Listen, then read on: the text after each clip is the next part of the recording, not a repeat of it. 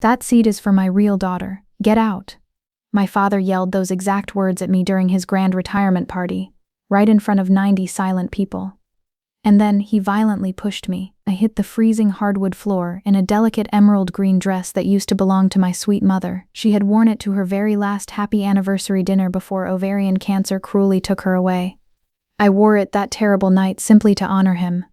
I had no earthly idea it would be the exact night he completely erased my existence, but what my blinded dad absolutely didn't know, what nobody in that massive ballroom knew, was that the real daughter he just proudly gave my chair to had been systematically stealing his entire life savings for 7 long months, and my quiet husband was standing right there, holding the undeniable legal proof inside his suit jacket pocket. Before I go on, please take a moment to like and subscribe, but only if this story hits close to home. Drop your location and local time in the comments. I'd love to know where you're listening from. My name is Harper.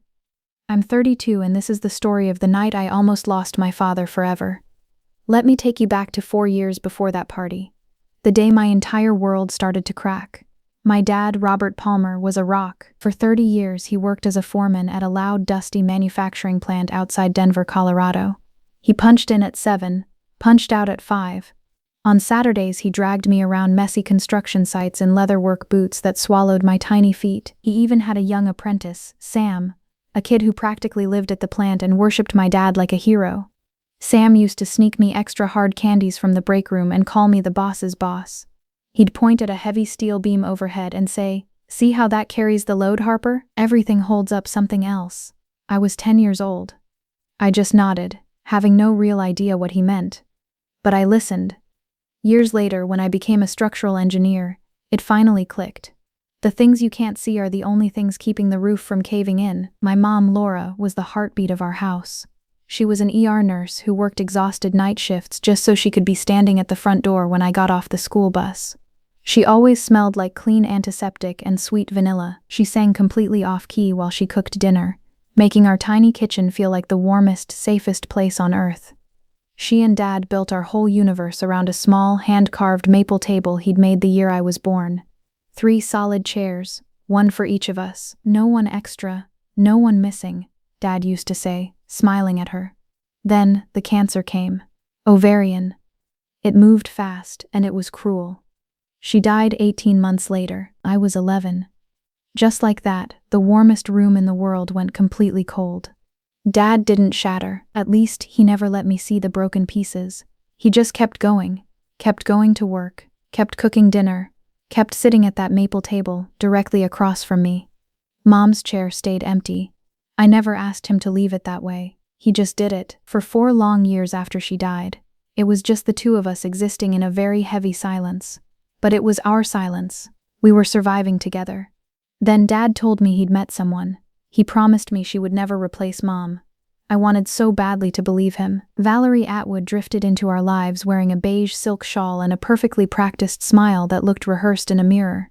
She was pretty, polished, and divorced, with a daughter named Blair who was 3 years younger than me. When Dad introduced them over dinner at our house, Valerie brought a bottle of wine that probably cost more than everything in our refrigerator combined. At first, I'll give her credit, she tried to play the part. She asked politely about my homework. She praised the faded curtains Mom had picked out. She even offered to teach me how to drive, which Dad thought was incredibly generous. I just looked down and said, "No thank you, I already have my permit." I didn't want her hands on my steering wheel. I didn't want her hands on our life. They got married when I was 16. A small, quiet ceremony. Valerie wore crisp pearl white. I wore a dark charcoal dress Mom had bought me for my 9th grade graduation because it was the only formal thing I owned. Nobody said a word about it. Within 8 months, the foundation started to shift. Tiny, deliberate cracks. Valerie replaced Dad's beautiful maple table with a cold glass dining set. Something more modern, she insisted. Dad just agreed. The old wooden table was shoved into the dusty garage. That first Thanksgiving after the wedding, I walked downstairs and stared at the new glass table. My chair, the wooden one where Dad had proudly carved my initials when I was 7, was gone. "We needed a matching set," Valerie said smoothly, flattening a crisp cotton napkin over the glass. Blair moved in full-time right around then. She took the guest room, which Valerie instantly redecorated with slate blue wallpaper and a brand new vanity. Blair was 13. She was chatty, bubbly, and eager to please. She started calling my dad Dad by the end of the first week, and my father, the tough foreman who hadn't shed a single tear since my mother was lowered into the ground, got misty-eyed and pulled Blair into a huge hug right there at the new glass table. I stood frozen in the kitchen doorway. I watched them. I didn't say a single word. That was my first mistake. I stayed quiet while they replaced me. I escaped to college at 19, Cornell, structural engineering on a full academic scholarship. Dad drove me all the way to campus, carried my heavy boxes, and lingered in the parking lot staring at me for a long time until I promised him I'd be fine. Valerie stayed home. She claimed she had a migraine. Every time I came back for a holiday break, another piece of my mother was gone. Mom's smiling photos migrated from the living room wall, down to the dark hallway, and finally into a forgotten cardboard box in the basement. Her cherished recipe box vanished from the kitchen counter. The beautiful garden she had planted with daisies and yellow tulips right before she got sick, ripped out, replaced with stiff, lifeless ornamental grasses that never bloomed. Then I opened my bedroom door. It was empty. It had been turned into Valerie's personal yoga studio. When I panicked and asked where my childhood belonged, Valerie just pointed toward the garage. I walked out there and found 3 cheap plastic bins stacked carelessly next to Dad's exiled maple table. I stared at those bins, my entire history, boxed up and pushed into the dark. "We needed the space, sweetheart," Valerie said without blinking. "Blair is doing online classes and she needs a quiet room." Blair already had a quiet room. But I swallowed my anger. I didn't fight back. That became our toxic pattern. Valerie would steal something small, wrap it in a practical excuse, and Dad would just let it happen because fighting over curtains and chairs felt petty to him. He was a foreman. He fixed real, load-bearing problems. He simply didn't have the mental energy for domestic politics. But he didn't realize that while he was looking the other way, Valerie wasn't just redecorating a house. She was quietly, methodically deleting his real daughter from existence. I met Mitchell at a massive structural engineering conference when I was 26. He wasn't an engineer, he was a forensic accountant presenting a detailed seminar on construction fraud investigations. We ended up talking for 4 solid hours in a crowded hotel lobby about how numbers can lie to your face, but how buildings never do. He had this calm, deeply grounded energy. We married 3 years later at a quiet local courthouse with exactly 15 guests. Dad actually came. He even walked me down the short aisle, his large, rough hands shaking slightly. Valerie came too, of course, but she conveniently developed a terrible headache right around the toasts, and they left in a hurry before we even cut our small cake.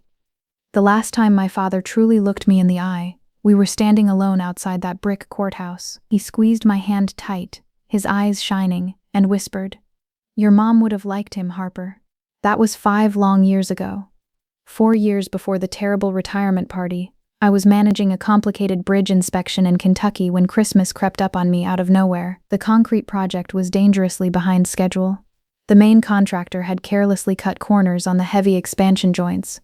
Real, critical load-bearing issues, the kind of greedy mistakes that collapse highways and kill people. I couldn't abandon my post until the county officially signed off on my strict remediation plan. I called Dad on December 22nd to explain why I couldn't make the drive. Voicemail. I left a breathless message. "Hey Dad, I'm stuck on a messy job site. I'm so incredibly sorry I can't make it home for Christmas. I'll come see you in February. I love you so much. Merry Christmas." No call back. I figured he was just bitterly disappointed. I texted him early Christmas morning. No reply. I called again on New Year's Day. Voicemail. Finally, panic set in. I called the old house landline. Valerie answered. Her voice was ice cold and perfectly flat. "Harper, your father said he absolutely doesn't want to talk to you right now. I think you should respect that." She conveniently didn't tell me that 2 days later, a neatly typed letter arrived in my father's aluminum mailbox. A flawlessly forged letter with my copied signature at the bottom. It viciously told him I was utterly ashamed of his dirty blue-collar life, that I was completely done with him, and that if he ever dared show up at my clean new house, I'd call the police and file a restraining order. I had absolutely no idea about the letter. He had no idea it was a cruel fake. He read those agonizing words, broke down weeping alone in his dusty garage, and locked his doors to the world. So, thinking he just needed time, I gave him space. But I called again the next week, and the week after that. Every single Sunday for the next 4 years. 156 desperate calls. 48 unanswered texts. Not a single response. I never stopped trying, but I also never drove to the house and forcefully demanded answers. Twice I tried to visit. Valerie met me at the front door both times, arms crossed tight over her chest like a prison guard. Same exact line, "He doesn't want to see you, Harper. Please stop making this harder than it has to be." I could have violently pushed past her. I could have caused a massive neighborhood scene, but something deep inside me stubbornly refused to beg. If my own father really wanted to cut me out, I'd let him. It would completely wreck my heart, but I'd let him. That was my foolish pride talking. And Valerie knew exactly how to weaponize it against me. 6 weeks before the retirement party, the invisible dam finally broke. Mitchell got an unexpected phone call from a number he didn't recognize. A woman's voice. Older, very careful. "Is this Mitchell Palmer? I'm Diane Weaver. I work in benefits administration at your father-in-law's company. I need to talk to you about some disturbing paperwork." Mitchell didn't tell me immediately. He needed hard facts first. But Diane wasn't the only one who reached out. Sam, Dad's loyal old apprentice from the factory floor, tracked Mitchell down on LinkedIn. Valerie had cruelly gotten Sam fired 2 years ago, when he accidentally caught her furiously digging through Dad's secure filing cabinets at the plant. Sam had told Mitchell over the phone, "Something is seriously wrong with Rob's papers, man. She's quietly bleeding him dry. I couldn't prove it back then, but you can." That's exactly when my husband started digging. Then the invitation arrived in my bleak work email. Not from Valerie, not from Dad, from the corporate event coordinator. A generic mass email blindly sent to every employee's listed family contacts. "You are cordially invited to celebrate the retirement of Robert Palmer, 30 years of dedicated service. Oak Ridge Country Club, Friday 7 p.m., black tie optional." I stared at that glowing screen for 15 agonizing minutes. Mitchell walked into the kitchen, saw the pale look on my face, read the screen, and sat down directly across from me. "You should go," he said softly. "He hasn't spoken to me in 4 years, Mitchell, which is exactly why you should go. This might be the only chance you ever get to see him safely in a room full of people." Something in the precise way Mitchell said it, "a room full of people," struck me as highly deliberate, but my mind was spinning too fast to press him on it. I was too busy deciding what armor I needed to wear. I chose the deep emerald green dress, Mom's dress. She'd worn it to her 25th wedding anniversary dinner, the very last happy one before her brutal diagnosis. It was a simple boat neck with 3/4 sleeves, the delicate hem falling just below the knee. I'd had it carefully taken in at the waist, but the soft fabric was still entirely hers. The vintage silk still carried the absolute faintest, ghostly smell of her vanilla perfume if I buried my face deep in the shoulder. I wore it for Dad, because Mom couldn't be there to protect him, and I desperately wanted some piece of her in that room. I didn't know it yet, but that delicate green dress wasn't just my armor, it was going to become the very thing that tore Valerie's perfect lie wide open. Mitchell drove in complete silence. Oak Ridge Country Club sat at the dramatic end of a long, sweeping private drive.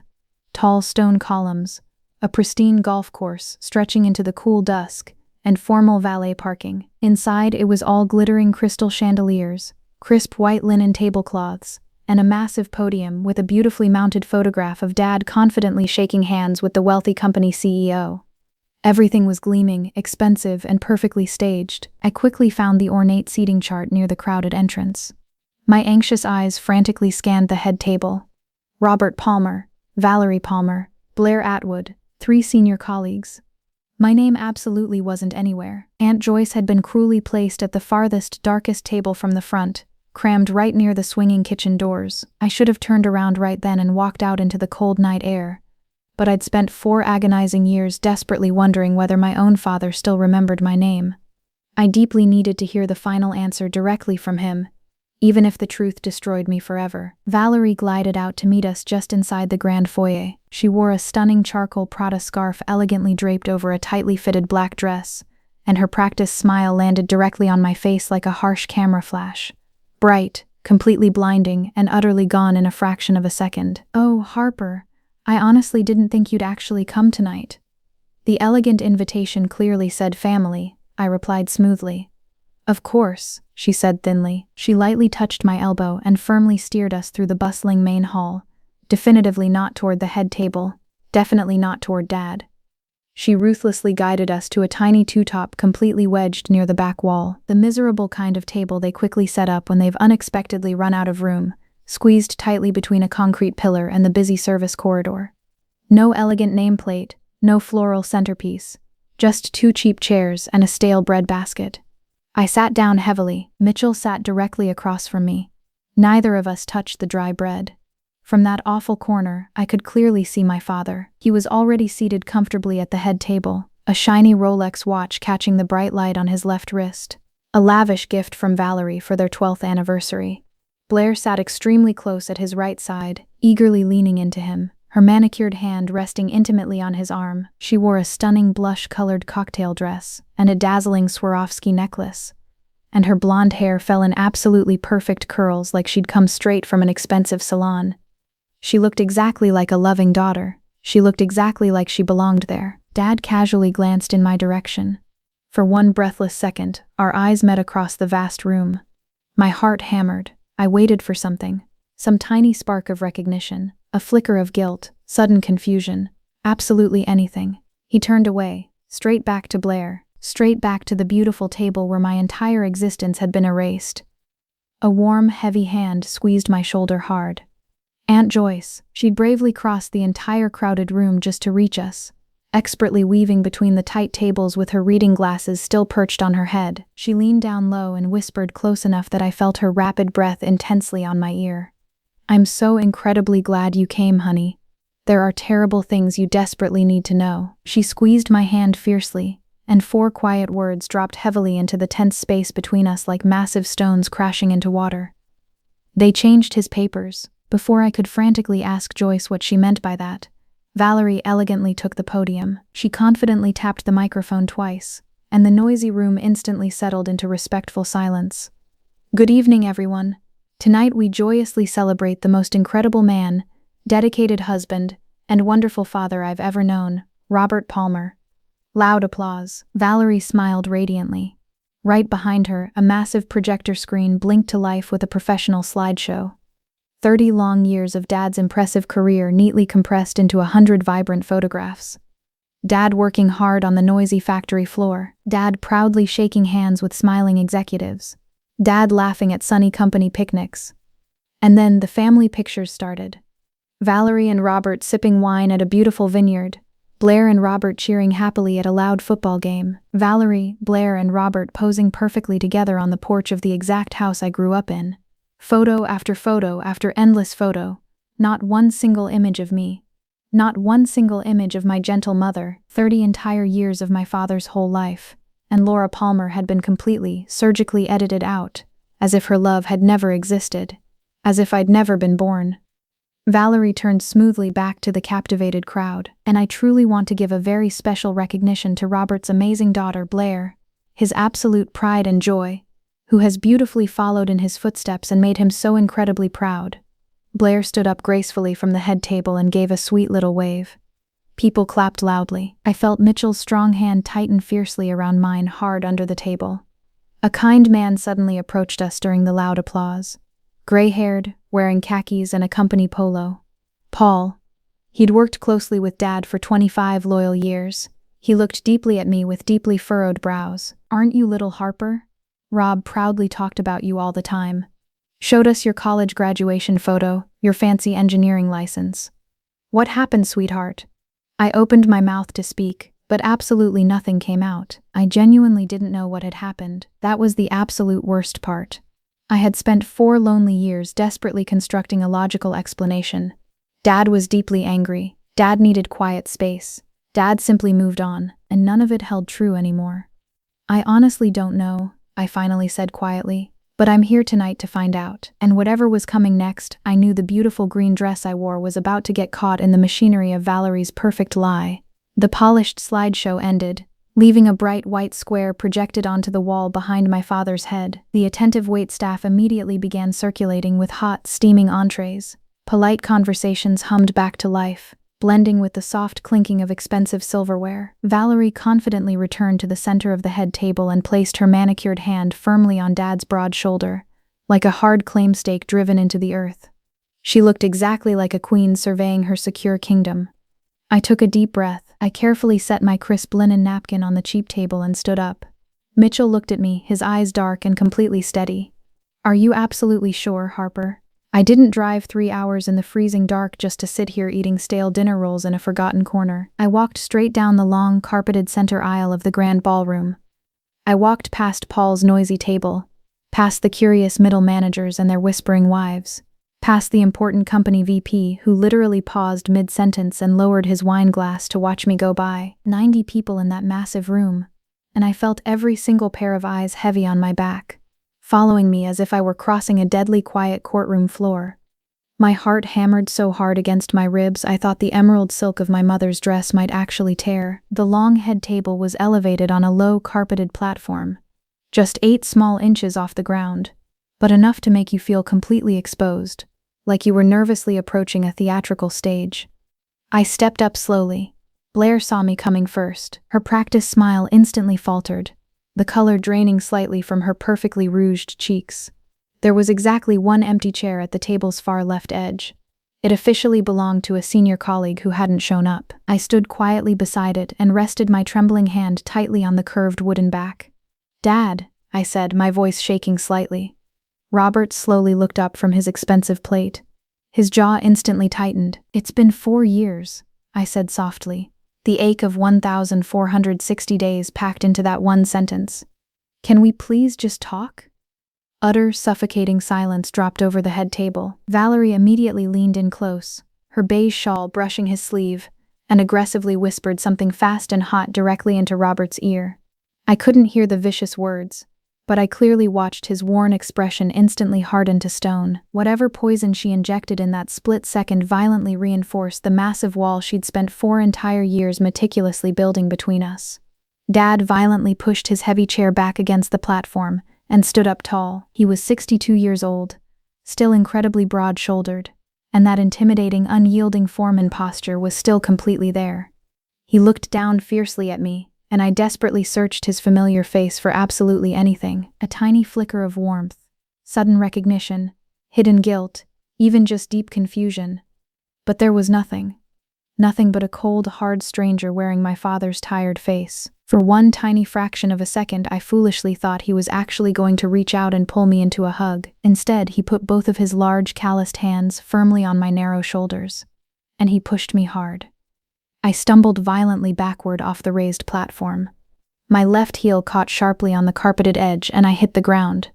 Not gracefully, not softly, not dramatically, just incredibly hard. My hip struck the polished hardwood floor with a painful hollow thud. As I fell, the delicate vintage seam of Mom's beautiful emerald dress split sharply along the hem, tearing open with a devastating sound exactly like a quiet whisper ripping perfectly in half. "That seat is for my real daughter." Dad's furious voice echoed like a gunshot across the entirely silent room. "You permanently lost the right to sit here when you completely turned your back on this family. Get out." I was lying shocked on the cold floor, looking helplessly up at the angry man who raised me, and directly behind him I watched Blair smoothly slide herself over into the empty chair. My chair, the exact one I'd bravely walked across the entire room to simply touch. She settled deeply into it, adjusting her blush skirt, looking exactly like she'd been hungrily waiting for this specific moment her entire life. "It's okay, Dad," Blair said loudly, gently resting her soft hand on his tense arm for the whole room to see. "She can't hurt you anymore." 90 people, senior colleagues who'd known and deeply respected my dad for long decades, distant family, old friends, the powerful company VP. Nobody moved a single inch, nobody spoke a word. Expensive forks hovered frozen in midair. Lively conversations died instantly, cut off mid-syllable. The entire massive room collectively held its breath and cowardly chose the safety of absolute silence. I sat there helpless on that hard floor, and felt the freezing cold hardwood seep through the thin, torn fabric of my sweet mother's dress. The ruined hem pulled sadly around my bruised knee. My small clutch had forcefully hit the ground and fallen wide open beside me. And lying there, half spilled out onto the dirty floor, was my favorite photograph. Me at exactly 6 years old, sitting high and happy on my dad's broad shoulders at one of his busy construction sites. A bright yellow hard hat sitting crooked on my tiny head. Grinning so incredibly wide, my bright eyes completely disappeared. He was looking up at me, laughing with pure joy. I carried that worn photo absolutely everywhere. I didn't cry. I just sat perfectly still. I stared slowly up at the strong man who patiently taught me exactly how heavy buildings stand. And I finally saw something truly terrible in his hard face. Complete, unshakable certainty. He was completely certain he was right to hate me. Valerie had spent 4 exhaustive years masterfully making absolutely sure of that. I put my trembling palms completely flat on the freezing floor and slowly started to push myself up.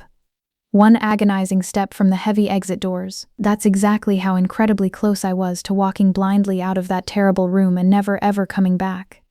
But before I could even find my footing, I heard a different chair push back violently. And this time it was coming directly from the dark corner I had just left. I was still balancing weakly on one bruised knee when the sharp, undeniable sound of a chair scraping loudly echoed from our forgotten corner table. I heard a chair push back, and it wasn't mine, it was Mitchell. I was still on the floor when Mitchell stood up. He didn't rush forward. He didn't yell. Instead, he simply buttoned his dark suit jacket in a single precise motion and calmly adjusted his stiff cuffs. I'd watched him do that exact same routine 100 times before delivering complex presentations at his downtown accounting firm. It was his absolute tell. It meant his sharp mind was completely locked in.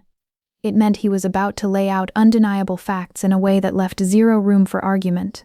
Valerie noticed him first. I watched her dark eyes instantly track his steady movement across the huge room, and something panicked flickered deep behind her polished expression. The briefest, sharpest crack of real alarm. But she filled it in immediately with a sickly sweet hostess smile. "Mitchell," she called out, her tone pitched artificially high for the whole room to hear. "I think it's really best if you just take poor Harper home. She's had a very long, exhausting night." Mitchell didn't even look at her. He walked right past the center tables, past Paul, past the dozens of murmuring guests who couldn't decide whether to openly stare or politely pretend nothing was happening. He walked straight to where I was kneeling and offered his warm, steady hand. I took it gratefully. He pulled me up to my feet. He looked down at the violently torn hem of Mom's emerald dress, and his strong jaw locked tight. For one fleeting second, I saw something cross his calm face that wasn't professional at all. It was pure, protective fury. But he set it aside instantly. He steadied my shaking shoulders, then turned directly toward the elevated head table. Toward my father. "Mr. Palmer." Mitchell's voice was completely conversational. Not loud, not aggressive, the exact calm tone you'd use in a boring corporate boardroom, not a dramatic family confrontation, but in that dead silence, every single syllable carried like a bell. "I'm Mitchell. Your daughter's husband, the same daughter you just forcefully pushed to the floor." Robert's face reddened with sudden heat. "I don't have absolutely anything to say to you. Take her and leave my party." "I completely understand, sir," Mitchell replied evenly. "But before we go, I just have one simple question." Mitchell paused, letting the heavy quiet stretch out. "When was the exact last time you personally picked up your own phone and checked your messages?" Robert blinked, genuinely thrown off balance. What does that mean?" "It's a very simple question, sir." Valerie stood up so violently her heavy chair scraped harshly off the wooden platform. "Mitchell, this is absolutely not the time or place for this nonsense." "Actually, Mrs. Palmer," Mitchell said, finally looking directly into Valerie's panicked eyes, "this is exactly the perfect time and place." "Okay, I need to pause here for a second. Because in that terrible moment, my heart was shattered, and I was entirely ready to surrender. I was ready to limp out the doors and let my father blindly keep the fake life Valerie had built around him. But Mitchell had been sitting quietly at that tiny corner table the entire evening, patiently holding something extremely heavy in his inside jacket pocket. Something nobody else in that massive room knew about. Something that was about to change absolutely everything. Before I tell you exactly what happened next, if this painful story has hit you somewhere deep and personal, hit that like button. And if you've ever had someone bravely stand up for you when nobody else in the world would, please tell me about it in the comments. I read them all. Now let me tell you exactly what my husband did. While Mitchell stood firmly planted at the head table, Valerie's desperate recovery was almost terrifying in its smooth precision. She quickly turned her body to face the crowded room, holding her palms open. Her voice sounded incredibly warm and deeply apologetic. The ultimate gracious hostess expertly managing an unfortunate, crazy relative. "Everyone, I am so incredibly sorry about this sad disruption. Please, just enjoy your delicious dinners. Tonight is Robert's special night. She placed her hand comfortingly on Dad's broad shoulder and leaned down close to his ear. But in her haste, she forgot about the sensitive table microphone resting inches away. It perfectly caught her venomous whisper. "See? I told you she only comes around when she desperately wants something." Dad nodded slowly, but his large hand was gripping his white cloth napkin hard enough to turn his knuckles completely bone white. He'd just publicly shoved his own flesh and blood in front of every single colleague he'd ever respected. I could visibly see the angry adrenaline rapidly draining out of his broad shoulders, leaving behind something heavily slumped that looked a whole lot like creeping doubt. Blair quickly rushed to fill the dangerous silence. She leaned tightly into Robert and said, loudly enough for all the surrounding tables to clearly hear, "I'm right here, Dad. I'll always be here for you." She rubbed his arm gently, and a few gullible guests offered very sympathetic, pitying smiles in their direction, the beautiful, loyal stepdaughter sweetly comforting the beleaguered, heartbroken father. Her fake narrative was barely holding together, but from her quiet seat near the very back of the room, Diane Weaver, a silver-haired woman I had never formally met, watched the entire ugly scene unfold with an intense expression I couldn't quite read at the time. She caught Mitchell's eye all the way across the vast room and gave him a single, small, deliberate nod. I didn't understand what that silent signal meant, but I would very soon. Suddenly Paul, the gray-haired colleague who'd spoken to me kindly earlier, broke the heavy hush at his nearby table. "That was wrong, Rob," he said. His voice was incredibly low, but firm and deeply disappointed. "That young girl drove 3 hours in the dark just to be here for you." Dad didn't answer. He just stared at his plate. Valerie ruthlessly pressed on, quickly lifting her crystal champagne glass toward Robert and then to the nervous crowd. A scattering of glasses slowly rose into the air, polite, extremely uncomfortable, the cowardly kind of toast people drink to simply because refusing would require a type of bold courage nobody in that room had summoned yet. Nobody except Mitchell. Realizing she needed to physically remove the threat, Valerie stepped sharply down from the platform. She crossed the long room, heading straight toward me. She moved with the icy precision of an actress who has perfectly rehearsed her dramatic exits. Chin held high, fake smile glued tight, expensive heels clicking out a clean, sharp rhythm on the hardwood floor. She stopped exactly 3 feet from where I stood, shaking near the empty coat check. She smoothly smoothed her Prada scarf and lowered her voice to a lethal hiss. "Harper, sweetie, I really think it's best if you just leave quietly right now. You've already embarrassed your poor father more than enough for one evening." "I embarrassed him," I whispered back. "He just violently pushed me to the floor. Because you showed up completely uninvited to a private family event. If you really loved your father, you would have respected his clear wishes." "His wishes, Valerie? Or yours?" Her plastic smile didn't waver a single millimeter, but her dark eyes went completely flat and shark-like. "Let me be very, very clear with you," she stated, cold and plain. "Robert has already made his final decision. His generous retirement, his excellent benefits, his beautiful house, absolutely everything is completely taken care of. And you are not part of that plan, period." She paused for a second, manually adjusting her cruel tone the exact way you'd adjust a living room thermostat. Carefully, precisely, chillingly cold. "Walk away gracefully right this second, Harper, or I promise I will make absolutely sure every single person in this building knows exactly what kind of horrible, greedy daughter you've really been." I really should have walked away. Every rational, self-preserving bone in my bruised body screamed at me to turn around, get back in the dark car, and drive 3 hours home. But something in her venomous delivery, his benefits, his house, everything is taken care of, landed totally wrong. It sounded incredibly clinical. "She doesn't sound like a loving wife fiercely protecting her sick husband," my brain whispered. "She sounds exactly like a greedy investor ruthlessly protecting a lucrative portfolio." I stood my ground near the shadowy coat check. What kind of terrible daughter desperately calls her father every single week for 4 straight years and never gets a single answer? I demanded. Valerie's smug face instantly changed. It was incredibly fast, a bare half-second of something totally raw, unguarded, and deeply startled. Then her thick plastic mask quickly slid right back into place. "I have no earthly idea what you're talking about," she lied smoothly. But I had clearly seen it. That tiny betraying micro-expression, that sudden fearful flinch. She absolutely knew about those agonizing Sunday calls. She had known the entire time. My dad didn't ignore me. She buried me. Mitchell had been quietly watching us from the center of the tense room. I didn't realize it then, but he had been patiently waiting for this exact, critical moment, the fatal tipping point where Valerie would finally overplay her wicked hand. He explained to me much later that his master plan was never to argue with her. It was always to confront my blinded father. Valerie was merely a temporary obstacle in his path. Suddenly Valerie panicked. She locked her dark eyes with the nervous country club manager hovering near the swinging kitchen doors, and gave a sharp, frantic wave.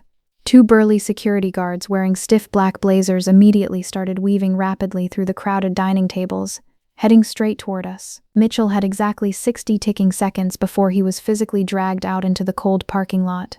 The invisible clock was loudly ticking down. He didn't blink. He calmly stepped away from our tiny table and walked toward the elevated head table with the kind of powerful, unhurried pace that makes people completely stop chewing their food. Every single step was heavily deliberate, his large hands resting loosely at his sides. He casually bypassed Valerie without offering her a single glance and stopped directly in front of Robert. The entire ballroom instantly noticed the dangerous shift in gravity. Lingering conversations thinned out to zero. Expensive silver forks paused halfway to open mouths. "Mr. Palmer," Mitchell stated, his tone incredibly steady. "Before your wife's hired security team violently reaches this table, which I safely assume they're about to do, I would like to respectfully ask you one final question." Robert glared up at him, his face flushed with hot anger. "I already told you to leave. I heard you loud and clear, sir, and I promise I will walk out those double doors right after you answer this. When was the exact last time you personally reviewed your 401k retirement beneficiary designations?" That hyper-specific question landed heavily on the white tablecloth like a massive stone dropped into totally still water. Robert's furious expression instantly shifted from hot anger to deep, genuine confusion. "My beneficiary? What does that have to do with absolutely anything? When was the very last time you actually checked it, sir?" "I don't know," Robert stammered, looking slightly lost. "Years ago. Valerie always handles all the—" He suddenly stopped mid-sentence. "Valerie always handles all the sensitive paperwork," Mitchell quietly finished for him. "Yes, I know she does." Valerie's sharp heels were already clicking frantically across the wooden floor toward them. "Robert, do not engage with him. He's just trying to confuse your mind. This is exactly what awful people do. They cruelly manipulate the truth." "Mrs. Palmer," Mitchell said sharply, and this time he finally looked directly at her pale face. "You can stop the act right now. I already have the hidden paperwork." He reached smoothly into his tailored suit jacket and slowly pulled out a thick manila envelope. It looked heavy. Maybe 20 dense pages neatly folded inside. He carefully set it down onto the table directly in front of Robert with the exact same solemn care a brilliant lawyer uses to place a smoking gun in front of a stunned judge. The massive room went deathly quiet for the second time that dramatic evening, but this breathtaking silence wasn't directed at me anymore. Valerie recovered far faster than I honestly thought humanly possible. She physically and strategically pivoted her slender body, instantly wedging herself completely between Mitchell and Robert. She slapped her manicured hand over her husband's arm, angling her torso to forcefully block the brown envelope from his direct line of sight. "Robert, please listen to me," she begged, her voice trembling with fake, manufactured tears. "They're just trying to ruin your beautiful night. This is your grand retirement, 30 years of backbreaking work, and they selfishly want to turn it into some kind of cheap courtroom drama." She turned and looked at the nearest seated guest with wide, deeply wounded eyes. "I am so incredibly sorry, everyone. Harper has always been a very difficult child. We've tried absolutely everything to help her." A few gullible people at the surrounding tables shifted uncomfortably in their padded seats. One older woman actually reached out and sympathetically patted Valerie's shaking arm. The false narrative was dangerously tipping right back into her evil favor. I stood frozen near the coat check, helplessly watching Mitchell hold his solid ground while Valerie brilliantly performed the most convincing, Oscar-worthy act of pure victimhood I'd ever witnessed. I felt my inner fight rapidly draining out of my tired bones. She was just too incredibly good at this toxic game. But then I noticed a tiny detail. Mitchell had firmly set the manila envelope onto the table, and the top flap had popped open slightly from the sheer weight of its damning contents. Inside the opening I could clearly see 2 thick documents, official forms of some kind, placed neatly side by side. Different distinct fonts, totally different dates. I couldn't possibly read the tiny text from where I stood, but I instantly recognized the legal layout. I'd seen identical beneficiary forms before during our own complex life insurance planning. Wait, my mind flashed back. Mitchell had been sitting quietly at our dark kitchen table exactly 3 weeks ago, exhaustively comparing two nearly identical documents late at night under the yellow pendant light. When I sleepily asked what he was working so hard on, he'd softly replied, "Just something tricky for a new case. I'm not totally sure yet. I desperately need to verify the math." He hadn't been working on a random client's case at all. He had been quietly, lovingly working on this, fighting my unseen battles while I slept. "Mr. Palmer," Mitchell said quietly, completely ignoring the approaching guards, "I'm genuinely not here to ruin your special evening. I'm here tonight because someone has been systematically, secretly dismantling your entire financial future behind your back, and you honestly don't know it yet." Valerie's voice shot up to a shrill, frantic pitch. "Robert, order him to leave right now." Robert's calloused hand hovered hesitantly over the tan envelope. He hadn't bravely opened it yet, but crucially he hadn't pushed it away either, even if any of this crazy stuff were actually true. Robert said slowly, his voice thick with growing doubt, "What does Blair possibly have to do with my personal retirement account? She currently owes $190,000 from a massive failed tech startup," Mitchell stated flatly. "Did you know anything about that?" Robert's head swiveled sharply toward Blair. She was still sitting comfortably in the very chair she'd arrogantly taken from me. Instantly, all the warm color violently washed out of her pretty face. That's simply not true," she stammered, gripping her beaded clutch. "He's lying to you, Dad." "But it's not just a sad, failed startup, is it, Blair?" Mitchell pressed, his deep voice dropping a chilling octave. "It's a totally hidden shell company, a fake LLC officially registered in Delaware, and for the last 6 continuous months, regular consulting fees have been quietly siphoned directly out of Robert's personal checking account and dumped straight into that empty LLC." "Of course he's lying to us," Valerie shrieked, desperately pressing her body even closer to Robert's side. "He's just an accountant. They illegally twist confusing numbers for a living." Mitchell didn't flinch. He didn't even raise an eyebrow. "I'm a forensic accountant, Valerie. Actually checking dirty numbers for absolute, undeniable legal accuracy is literally what I do for a living. I spend my long days aggressively identifying exactly when financial documents have been criminally altered." He let that devastating, heavy truth hang silently in the frozen air for a moment. He looked down at the older man who had just pushed his own flesh and blood to the floor. "Sir, can I please just show you what's secretly hiding inside this envelope? That's all I'm humbly asking for. 60 seconds of your precious time before the security guards drag me away forever." The massive ballroom had gone so terrifyingly quiet I could actually hear the tiny cubes of ice delicately shifting inside water glasses 3 entire tables away. Guests who'd been nervously pretending to eat their expensive entrees had completely given up the awkward pretense. Every single person was completely focused, holding their breath.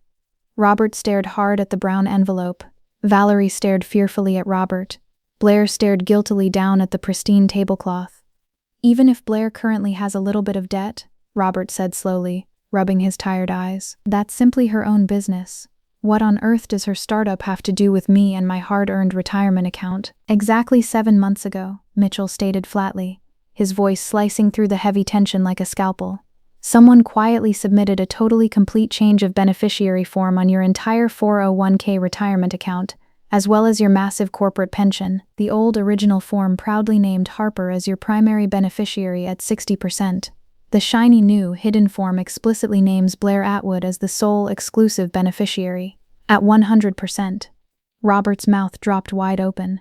It closed slowly, then popped open in total shock again. "That's absolutely impossible. I never formally signed anything like that."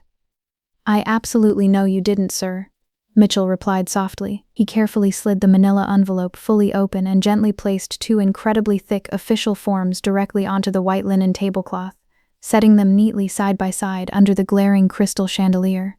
"That is exactly the massive criminal problem we're dealing with." Robert looked down at the bright white papers.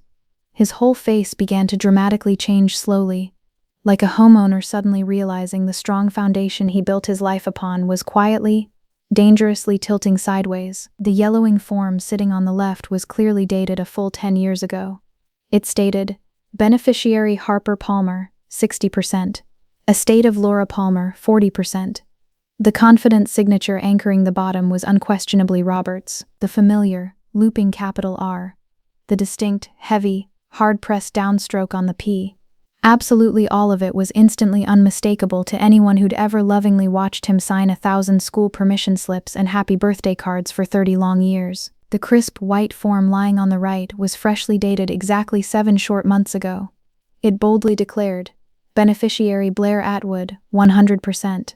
And the dark blue signature. Robert slowly, painfully picked up the second form with trembling, calloused hands. He held it incredibly close to his worn face, squinting hard under the bright lights, then abruptly pulled it back. His dry lips silently moved like an incredibly confused child, trying to sound out strange foreign letters. This simply isn't my legal name. The R is totally wrong," he muttered aloud to himself. "I always heavily loop the R. This one right here? This one is completely straight and stiff. I've literally never ever written my R exactly like that." "I know you haven't," Mitchell agreed quietly. Valerie immediately stepped forcefully forward, her high heels snapping aggressively on the stage. "Robert, those dirty documents are completely fabricated lies. Mitchell obviously printed them himself on a home computer. You can't possibly believe this garbage. I've stared directly at my own handwriting for 62 solid years, Valerie." His voice sounded entirely different now. It was completely stripped bare of all the hot, fiery anger he'd intensely carried all evening. It was suddenly replaced by something paper-thin and fragile, pure, unadulterated bewilderment. He looked up at her from the fake document. "This is not my name." Blair violently scraped her stolen chair back across the platform and stood up fast, knocking her water glass slightly. "Dad, they're totally setting us up to look bad. This is exactly what Harper does. She viciously manipulates the truth." "Sit down, Blair," Robert commanded. He didn't even raise his tired voice. He simply didn't need to. He was still staring fixedly at the fake second form, slowly turning it completely over in his large hands like an experienced foreman tragically discovering thousands of hidden termites secretly devouring a solid support beam he'd foolishly assumed was impenetrable. Valerie desperately tried one final, desperate angle. She instantly softened her frantic voice, making it sound almost sickeningly tender and deeply maternal. "Robert, sweetie, you officially signed those legal papers all by yourself. You probably just don't clearly remember doing it because you've been incredibly overly stressed about the big work transition lately. Early retirement is deeply overwhelming, honey. It simply slipped your poor mind." Mitchell flatly refused to let her finish weaving her web. "Did he really simply forget, Valerie?" he challenged sharply. "Because I also pulled his complete medical hospital records this morning. Exactly 3 terrifying years ago, Robert was suddenly admitted to Mercy General Hospital through the ER for a very serious, albeit minor, cardiac event. He was heavily legally medicated on strong Dilaudid for the pain. That exact same terrible afternoon, while he was barely conscious, you secretly brought a sleazy public notary directly into his private ICU room and aggressively had him blindly sign a totally blanket power of attorney heavily disguised as standard hospital discharge papers. You've had absolute, complete legal control of his entire financial life since he was helplessly lying half dead in a hospital bed with wires strapped tightly to his bare chest."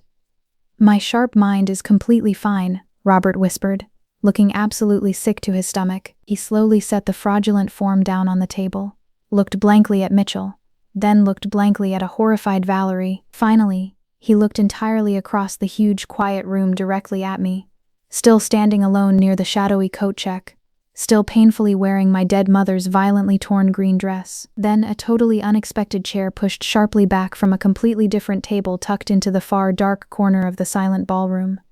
Diane Weaver slowly rose to her feet. Diane Weaver was exactly 59 years old and had tirelessly worked a cramped desk in benefits administration at Dad's massive company for 25 solid years. She was the steady, incredibly reliable kind of woman who practically wore sensible, comfortable flats and kept reading glasses permanently dangling on a beaded chain around her neck. She confidently carried a thick leather folio absolutely everywhere she went because she deeply, inherently believed in solid paper trails exactly the same way some religious people fervently believe in holy prayer. She'd personally, meticulously processed every single benefits enrollment, every complicated insurance claim, and every standard retirement form Robert Palmer had ever formally filed since he was exactly 37 years old.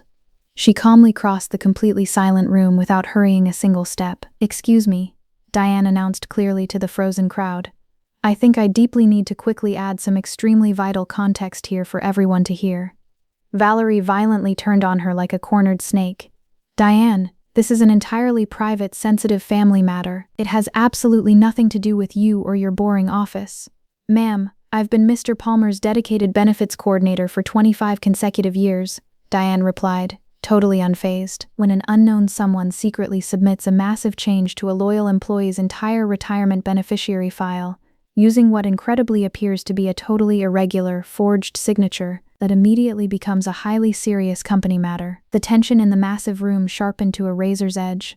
Confused guests who'd been foolishly wavering back and forth between feeling sweet sympathy for Valerie and morbid curiosity about Mitchell now sat up noticeably straighter in their chairs. Diane slowly flipped open her heavy folio. Exactly 7 months ago, a massive change of beneficiary form was secretly submitted for Mr. Palmer's entire 401k and lucrative pension accounts.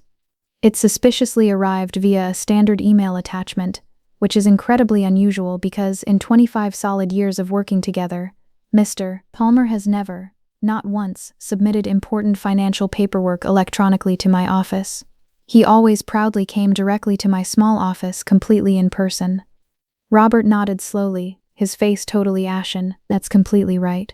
I always came directly to you, Diane. Always. I formally flagged the incredibly glaring discrepancy with corporate HR over 2 long months ago.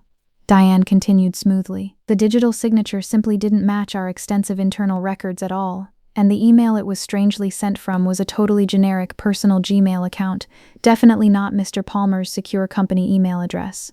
She paused dramatically, letting the heavy truth completely settle. I eventually reached out privately to Mitchell completely on my own because he's explicitly listed in our secure system as Harper's emergency contact and absolute next of kin. I strongly thought the actual family deeply deserved to know. Valerie's voice went paper-thin with pure panic. You had absolutely no legal right to do that. I had absolutely every ethical obligation to do exactly that, Diane said incredibly calmly.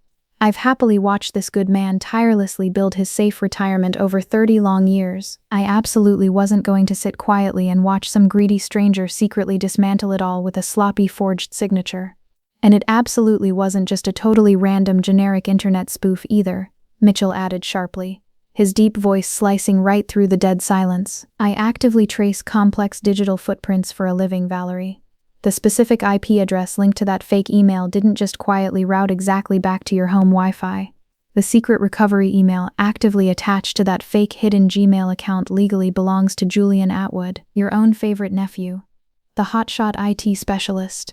The exact same brilliant nephew who conveniently took Robert's private phone just to fix a weird glitch exactly 4 terrible years ago and maliciously, aggressively hard-coded a permanent block on Harper's cell phone number so not even a tiny missed call notification would ever show up on his screen. Mitchell calmly reached deep into the brown envelope again. This time, he slowly pulled out a massive, terrifying printout, several thick, densely packed pages heavily stapled together, rows upon endless rows of exact dates, exact times, and clear phone numbers. Mr. Palmer, your loving wife repeatedly told you for years that poor Harper never once called you, that she callously turned her back on this entire family forever, that she simply didn't care if you lived or died.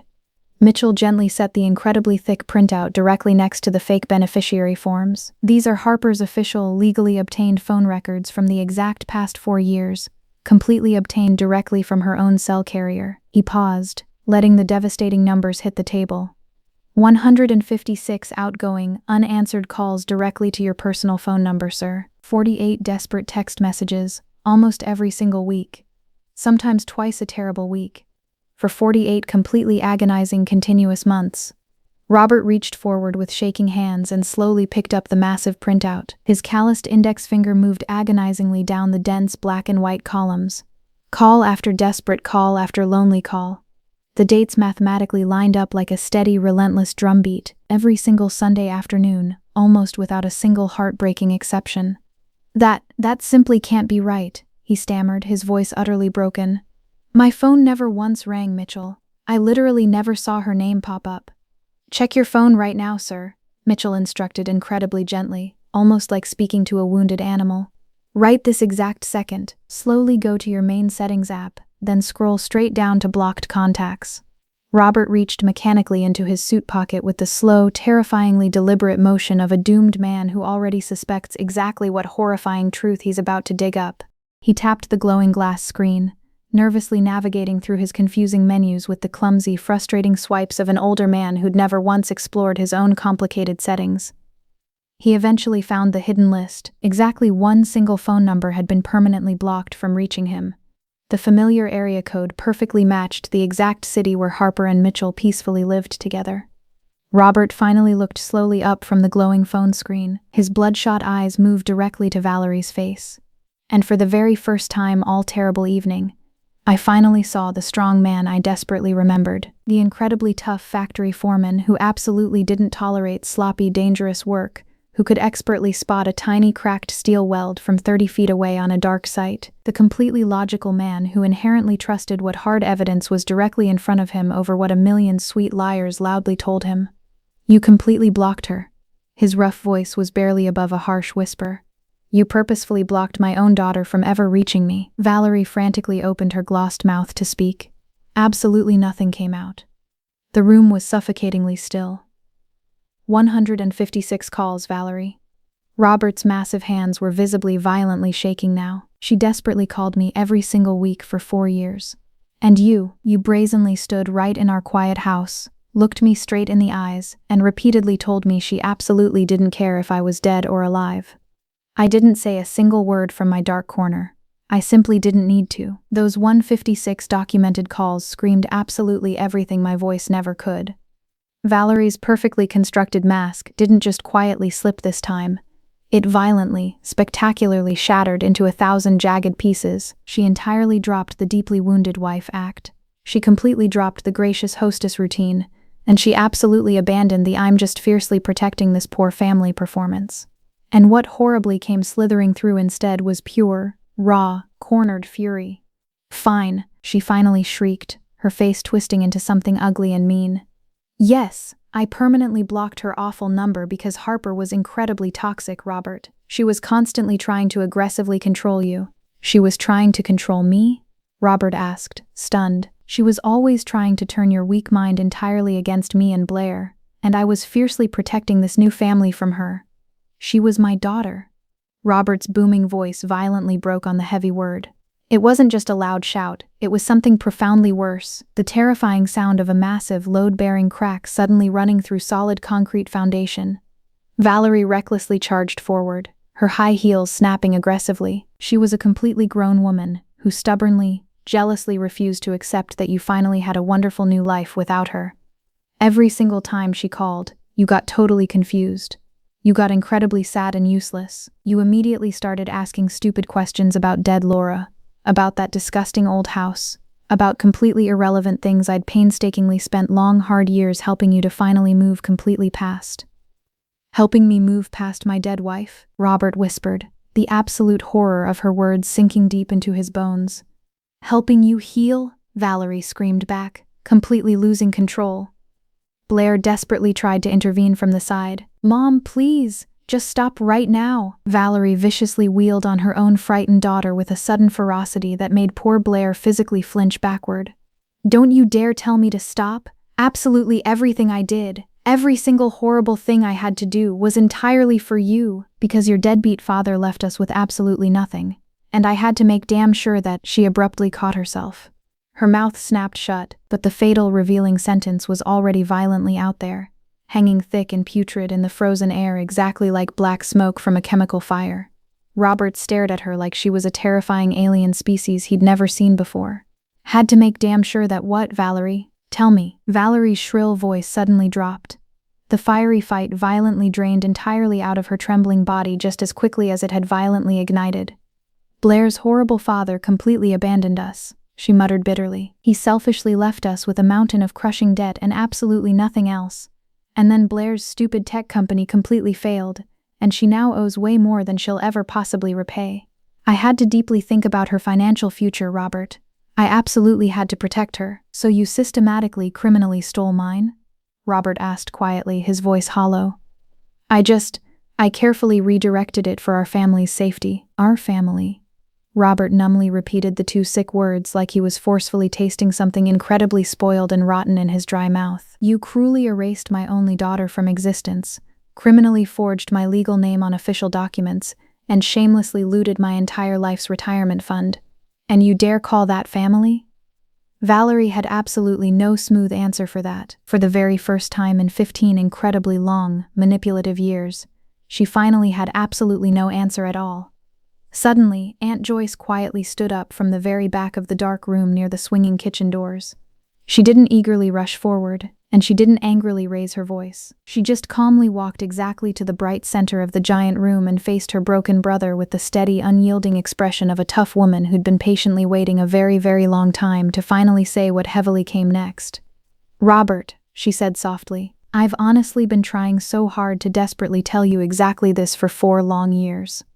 Robert slowly turned to his older sister, and from the coat check I could viscerally see the absolute exhaustion suddenly heavily settling into his broad shoulders. He stood exactly with the broken posture of a tired man who'd just spent the last 15 agonizing minutes violently discovering that the entire wooden floor he'd been confidently standing on for a decade was completely, irredeemably rotten to the core. I painfully watched Valerie systematically shut poor Harper entirely out of this family, piece by tiny piece.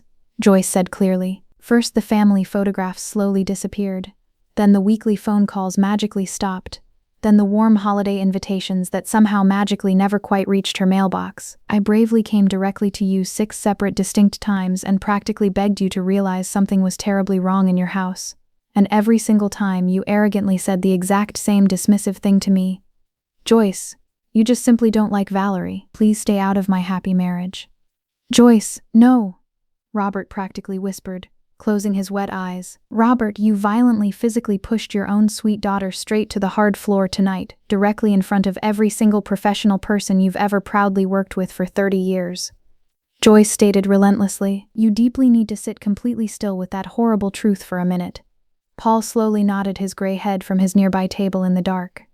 A few other older men did too, the extremely quiet, incredibly weighted nods of respected peers that absolutely don't need any extra words to carry their heavy judgment. Robert heavily lowered himself back into his fancy chair at the elevated head table. He numbly set his glowing phone directly onto the expensive linen cloth, the bright screen still clearly showing the damning blocked contacts list. His large hand gently rested on the massive printout of phone records, 156 desperate calls mathematically mapped out in harsh black and white ink. The shiny, expensive Rolex watch glinted brightly under the massive crystal chandelier. He absolutely didn't look at a sobbing Valerie. He absolutely didn't look at a pale Blair. He just blankly looked at the totally empty space resting directly in front of him, the exact space where the incredibly proud retirement speech should have happily lived. Exactly where the loud champagne toasts and the smiling, proud family portrait should have wonderfully happened. Absolutely all of it was completely gone now, entirely replaced by damning paper trails and suffocating, absolute silence. Joyce's calm voice carried strongly across the entirely still room one last time. I truly loved you more than enough to bravely keep trying to warn you, Robert, but Harper fiercely loved you more than enough to faithfully call you 156 times when you cruelly, stubbornly never picked up once. Think very carefully about exactly which one of us actually gave up on the other. At that exact point, my broken father was simply sitting completely motionless in the very same chair he'd violently pushed me entirely away from, staring blankly at his glowing phone exactly like he was truly seeing it for the very first time in his entire life. And honestly, a huge, exhausted part of my soul deeply wanted to just turn around and walk away right then.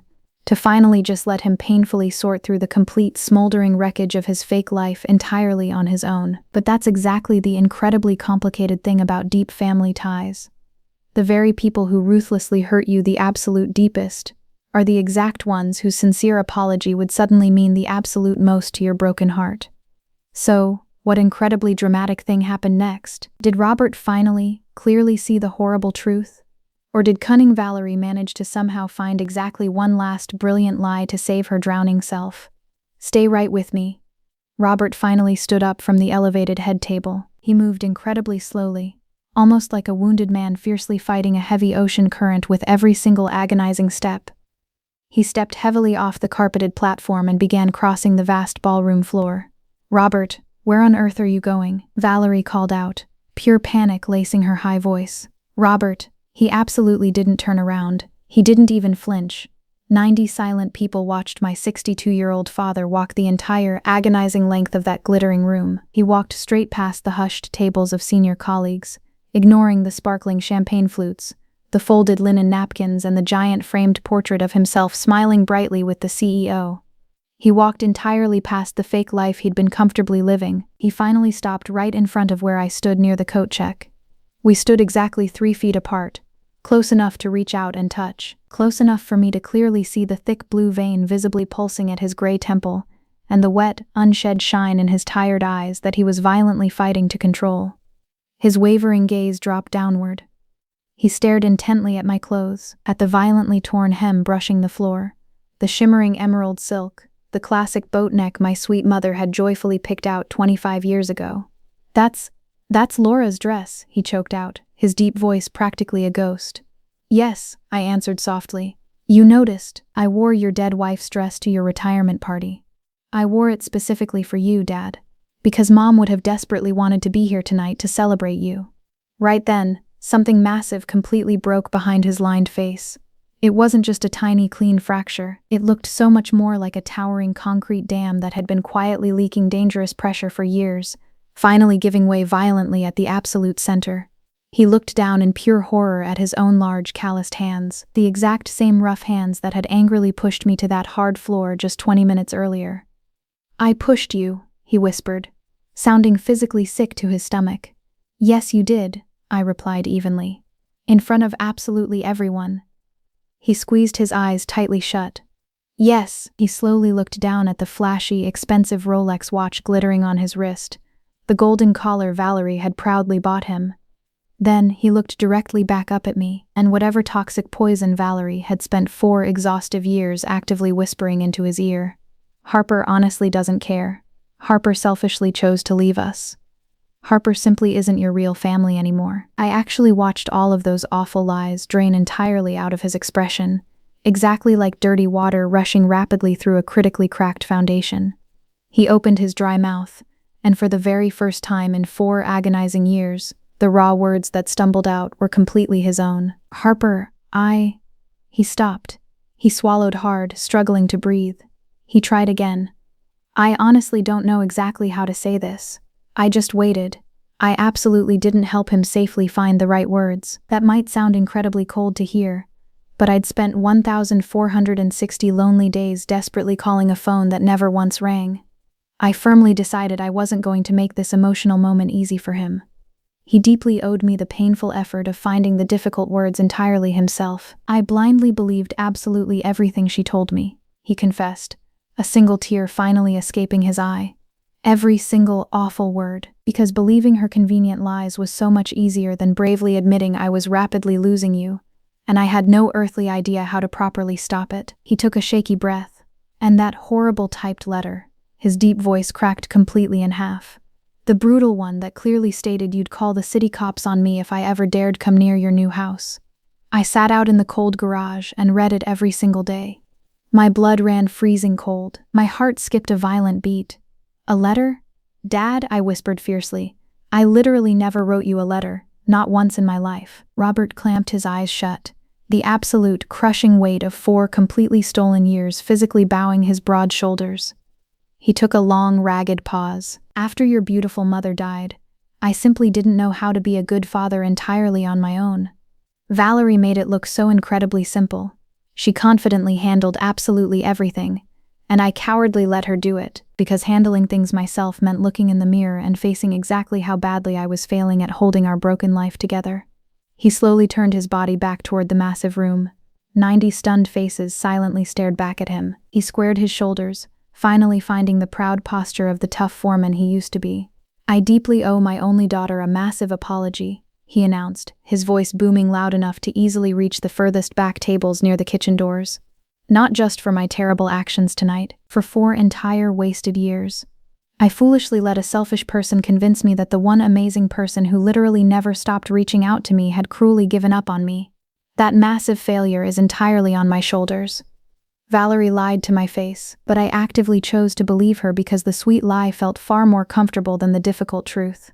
He turned and faced me again, stepping 1 inch closer. I am so incredibly sorry, Harper.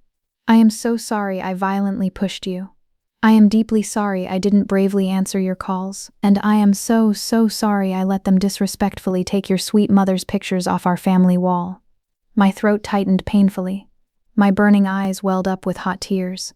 But I absolutely didn't collapse weeping into his chest. I didn't throw my shaking arms around his neck and softly tell him everything was magically fine now. Because it wasn't fine.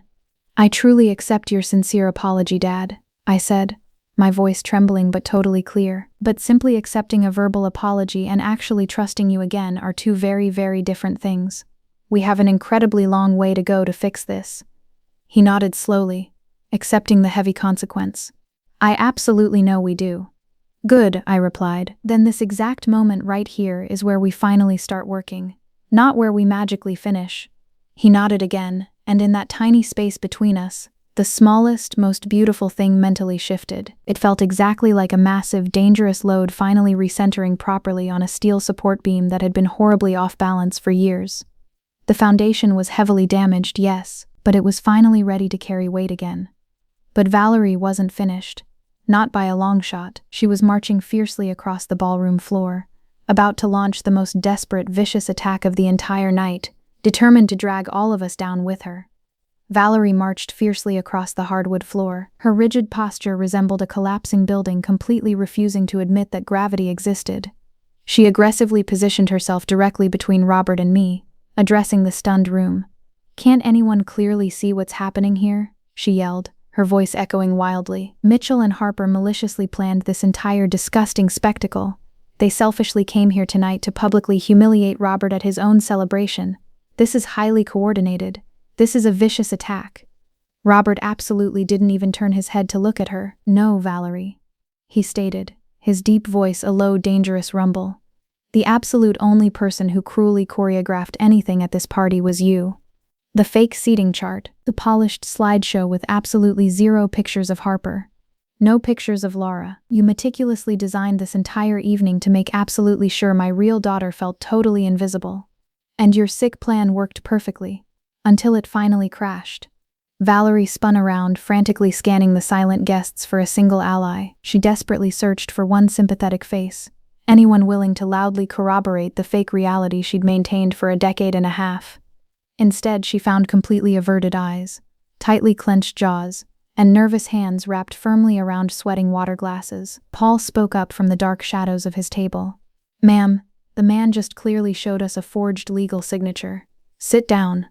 Cornered and drowning, Valerie desperately turned to Blair, the absolute last person remaining in her sinking boat. Blair stood trembling at the edge of the carpeted platform, clutching her tiny handbag with both hands, her pretty face completely drained of all color.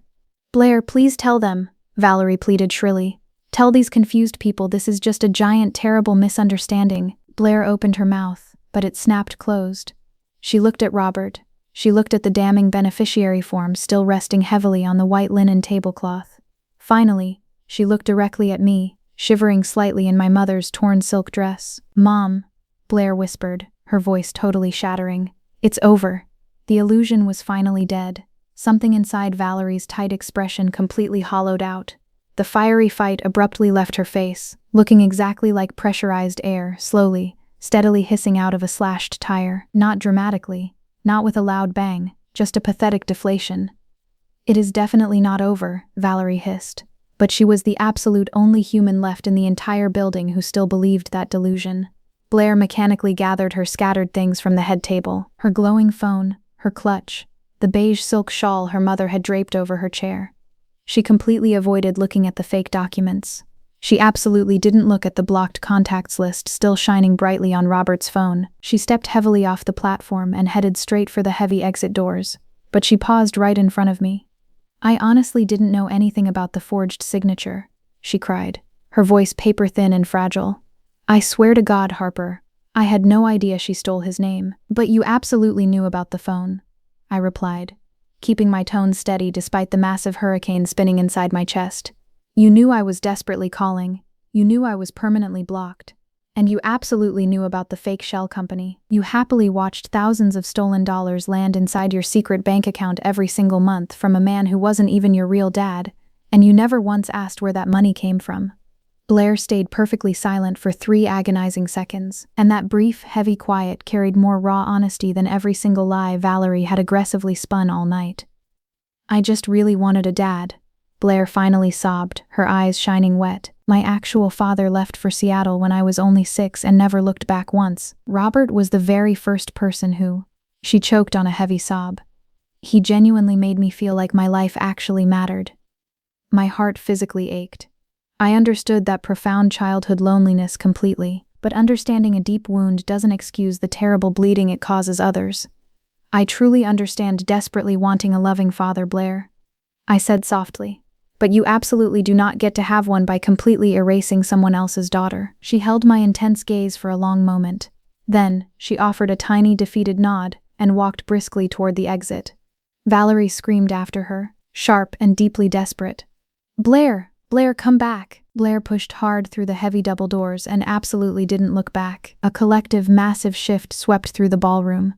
The slow, heavy exhale of 90 tense people finally processing the absolute madness they'd just witnessed.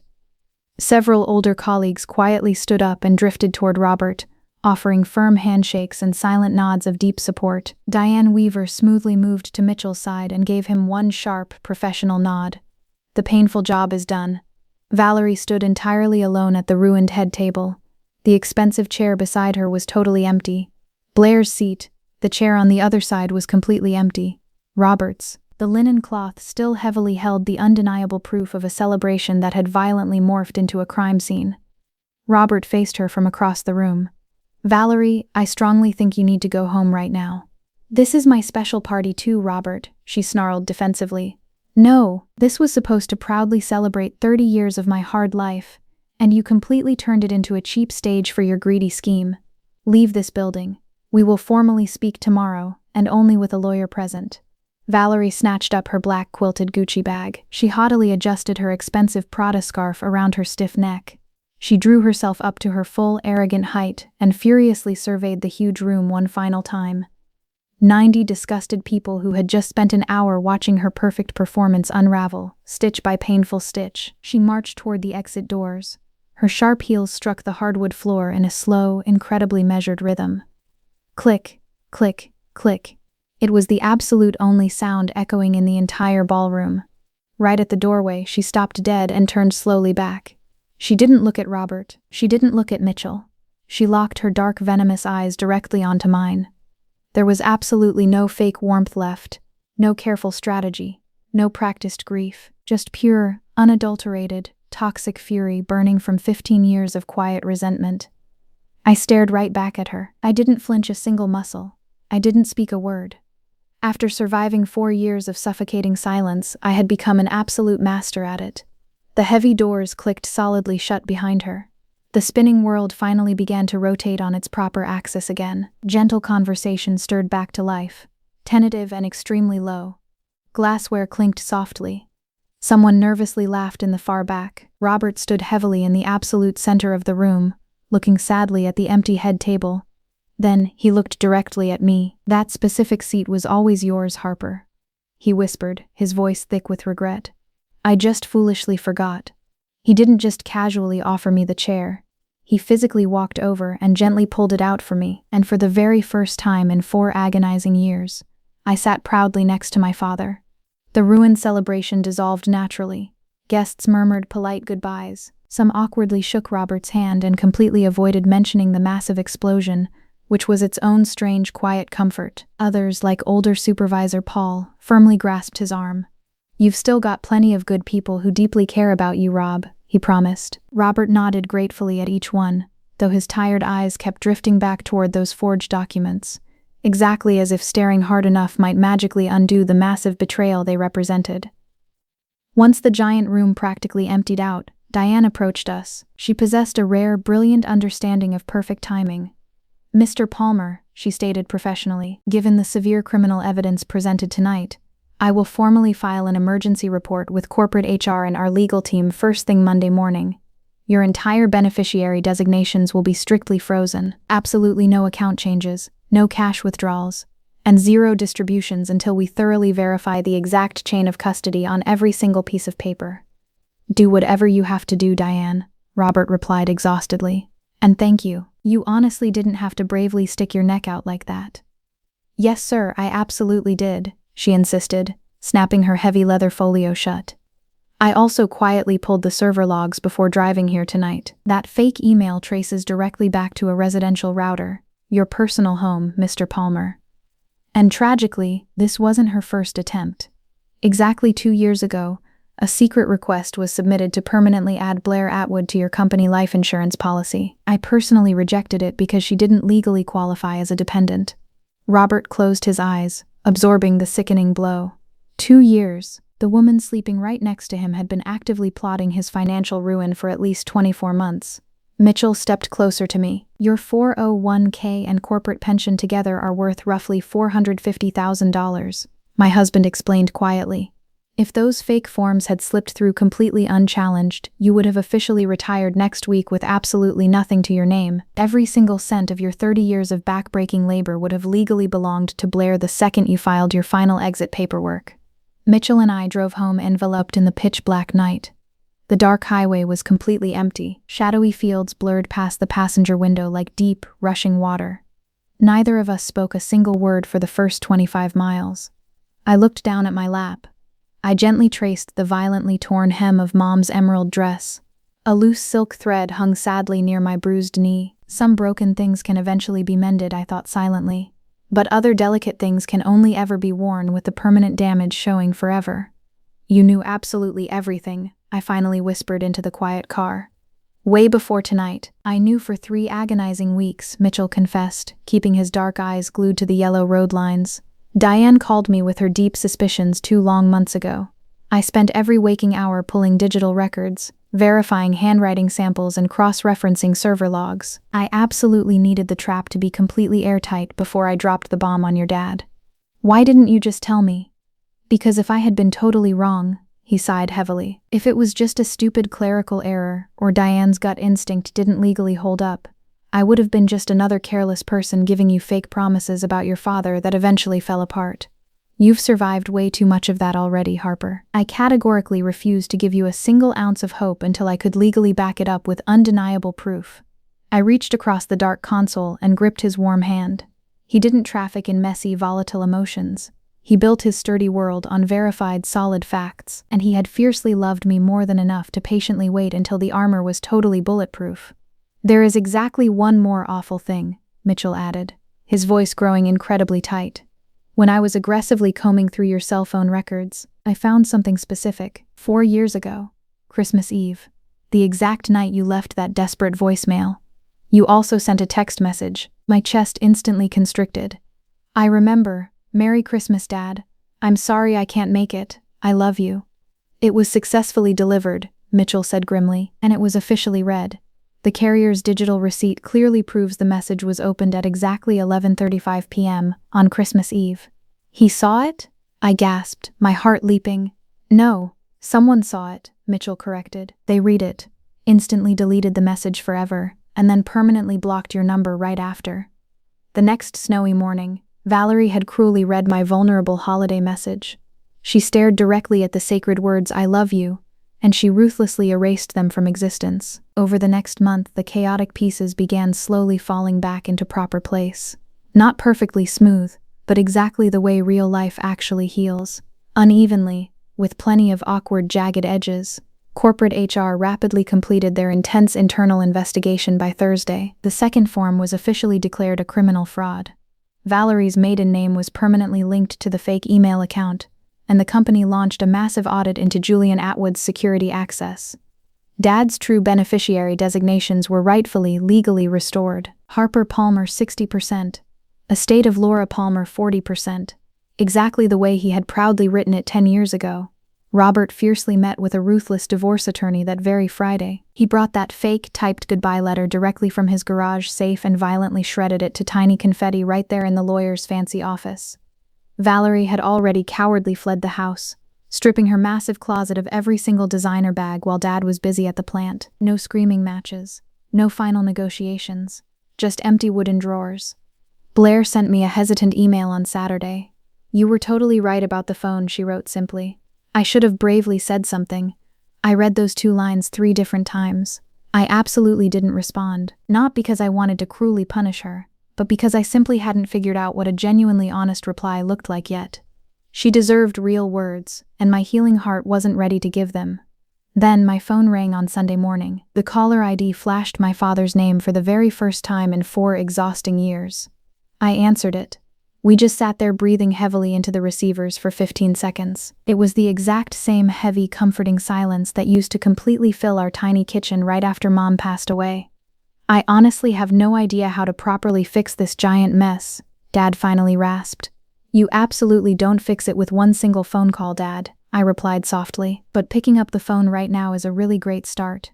I heard a long, shaky exhale through the tiny speaker. I'm currently wearing the old Casio watch, Harper. The cheap $40 one you proudly bought me at Walmart with your very first summer paycheck. I smiled through fresh, hot tears. Good. That's a perfect start, too. 3 weeks later, I nervously pulled my car into my father's familiar driveway. Mitchell put the engine in park and smiled warmly. Take all the time you need. I'll be waiting right here. The front door was completely unlocked. I pushed it open, and the entire house instantly smelled remarkably different. The suffocating, artificial vanilla candles were entirely gone. The stiff ornamental grasses remained in the front yard, but someone had lovingly placed a single, bright terracotta pot of yellow tulips right on the wooden porch railing. Mom's absolute favorite flower. I walked slowly into the kitchen. The freezing glass dining set had vanished. Sitting proudly in the absolute center of the scuffed tile floor was the beautiful, hand-carved maple table. Dad had hauled it out of the dusty garage, painstakingly sanded down the rough edges, and entirely refinished the raw wood. The natural grain looked slightly darker now, seasoned by harsh years of cold storage, but the sturdy joints were incredibly tight. When I gently ran my bare hand across the smooth surface, I could literally feel the invisible grooves of 1,000 happy family dinners. I immediately found my specific chair, the one proudly bearing my carved initials, HP.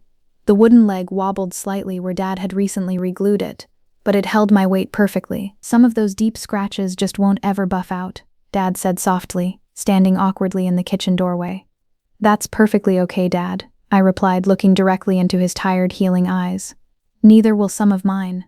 He smiled a broken, beautiful smile. He poured us 2 steaming cups of black coffee in cheap, mismatched ceramic mugs. Absolutely no fancy china. Just a father and daughter sitting together in a room that was finally starting to remember exactly what it used to be. Right behind him, on the freshly painted wall, hung a gorgeous framed photograph of my mother, Laura Palmer, smiling radiantly back at us. I casually glanced down at Dad's cell phone resting on the warm wood. The bright screen was unlocked. The blocked contacts menu was wide open. The digital list was completely empty. He had stubbornly figured out the complicated technology all by himself. We didn't heavily discuss the trauma that afternoon. We simply didn't need to.